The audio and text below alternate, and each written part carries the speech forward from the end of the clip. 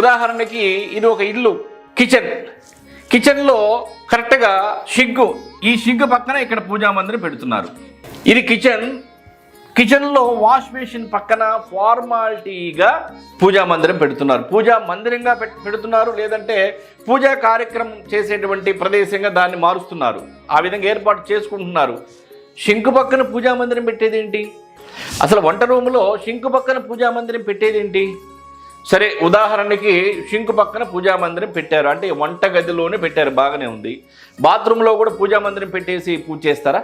బాత్రూంలో కూడా పూజా మందిరం పెట్టేసి పూజ చేసేస్తారా? అది చేయనప్పుడు మరి వంట రూమ్లో పూజా మందిరం ఎందుకు పెడుతున్నారు?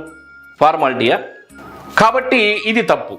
ఒకవేళ మీరు పూజా మందిరం ఈశాన్యంలో గనక సింహద్వారములు వస్తున్నాయి, లేదు పెట్టుకోవటానికి ఇబ్బందిగా ఉంది, వీలు కావటం లేదు అన్నప్పుడు ఇక్కడ చూడండి, మధ్య తూర్పు నుండి ఈశాన్యం మూల వరకు, మధ్య ఉత్తరము నుండి ఈశాన్యం మూల వరకు పూజకి సంబంధించి ఏర్పాటు చేసుకోవచ్చు.